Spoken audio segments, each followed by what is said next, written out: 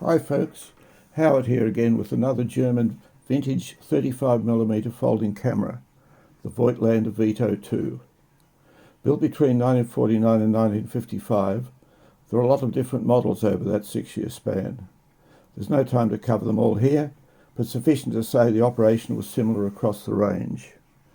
Mine appears to be a 1954-55 version, as it's got the fixed cold shoe and it's got the Prontor SVS shutter.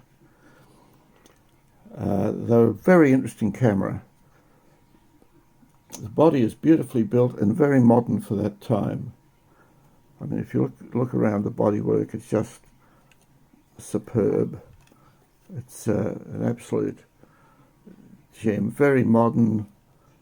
You know, the hinge mechanism, the door, the way the door works, everything about it is very modern. But if you look at the shutter, it looks like something from the 30s. Internally, it's from the era of the 50s, but externally, it looks like the traditional old shutter of the 30s. I've got a 1935 Coquerette Voigtlander 6x9, and its shutter looks almost the same as this. The Veto II was followed by the Veto II-A, and that had a more modern shutter, but they're very rare, and I must admit I've never seen one. The lens is the Colour Scopar f3.5 50mm. It's coated, and the shutter, which we'll have another look at in a minute, goes from B and 1 second through to 1/300th of a second. F-stop's 3.5 to 16. Alright, so let's have a look at the shutter now. If we go around to this part, we've got the traditional old V, X and M. V is a self-timer. Personally, I wouldn't use it. They can get stuck and hang up and really stuff up the whole camera. X is for electronic flash. M is for bulb. The little tab here moves that. We've got the post for the cable from the flash from the cold shoe. We've got the speeds. So we've got B, that side of the shoe, the little post, a second here, and a half through to a 300th. We've got the little red tab that points towards whatever the speed is. So if you want to go into a second, the second's actually back here, and then you've got around to the 300th around here. Back here you've got the apertures. Now there's a little tab here that you can grab with your fingernails, so you can, and you actually line up like that little blade there with the line for the aperture. So there's a little line just before each aperture number, and that's what you actually line it up with. It actually pulls back well past 3.5, but it makes absolutely no difference. 3.5 is the most you're going to get. And goes around 5.6, 8 and up through to 16. The shutter cocking lever is here. It's actually cocked at the moment, so we'll just wind the film on. It's wound on, so we should be able to take a shot. Okay, so here's the shutter release. It's got a cable release, a standard cable release fitting there. I'll just let you hear how quiet this shutter is.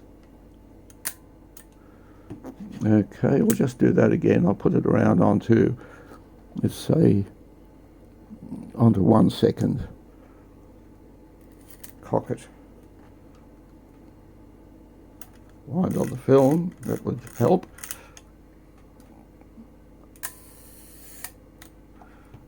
Okay. There's no rangefinder with this camera. Unfortunately, it's purely a viewfinder camera. So you have to estimate the distance. You focus it by turning the front lens here. You'll see the scale around there. It goes from 3.5 feet through to infinity. Now between, and there's a little mark here that you line it up with, little arrowhead.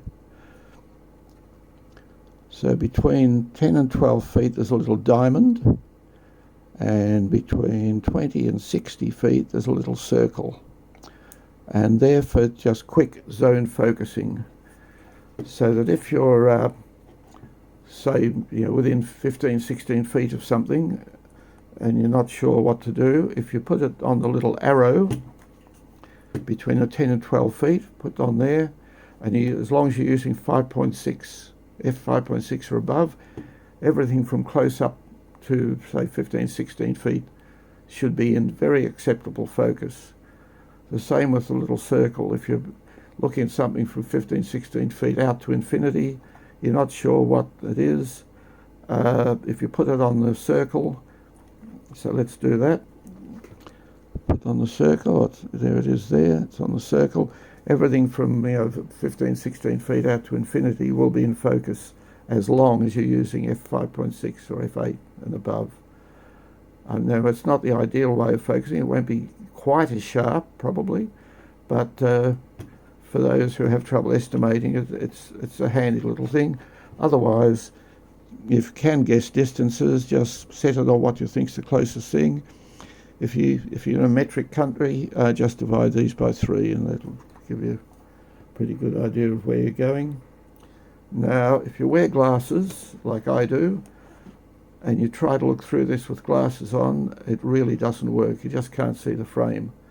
So the best thing is take your glasses off, and you'll still find the viewfinder is still quite sharp, so you won't have any trouble seeing what you want to photograph. But it's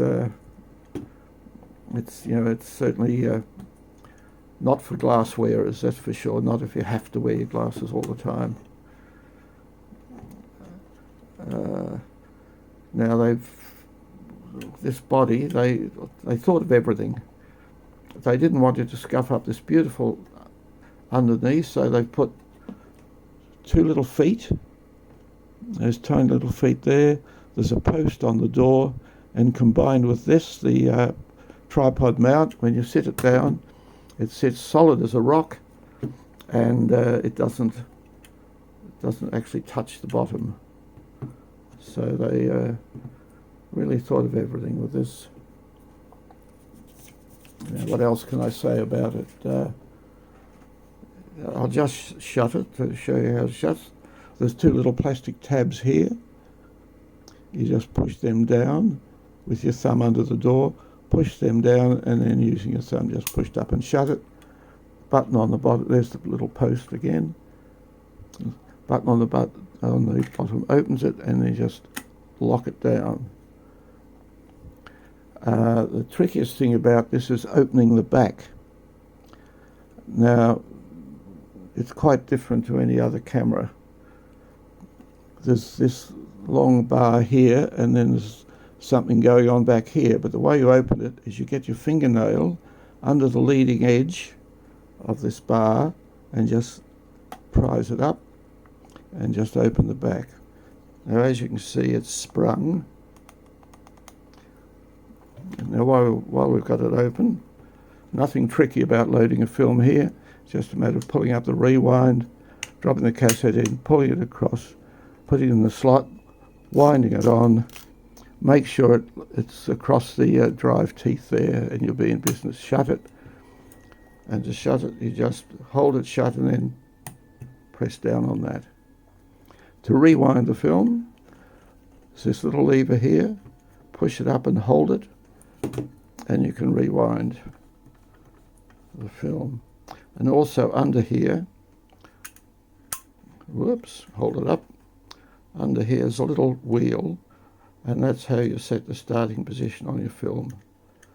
So you wind it, load your film, wind that around to the F mark, and then shut the little tab, and you're in business.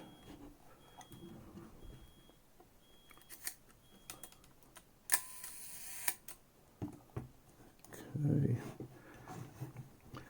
Well, I think that covers just about everything here. They're beautifully built little cameras. If you can lay your hands on one for a reasonable price. I got this with the correct leather case for it. It's in beautiful condition, and also a separate case with the a yellow filter in it, and also a lens hood in it, and that's all beautifully. I mean, that's as beautifully made as this camera is. The camera probably isn't quite as sharp as the Agfa Super Solinet that I put in the last video, but it's smaller, it's compact, about 420 grams, I think. It obviously slips very easily into a coat pocket. It's just a superb little camera. Just one thing to look out for: if you're thinking of getting one, just have a good look at the leather bellows and make sure there's no fraying on the corners, because that's, I mean, mine seem to be perfect, but if these corners here are looking frayed, you could end up with a light leak. Okay, well, that's it, the Voigtlander Vito II. Now, I hope you've got some worthwhile information from this, so if you have, I'd like you to, if you please, like the video and subscribe and hit the little bell so you'll get all the notifications. And if you've been watching till now, thanks very much, and hopefully I'll see you on the next one.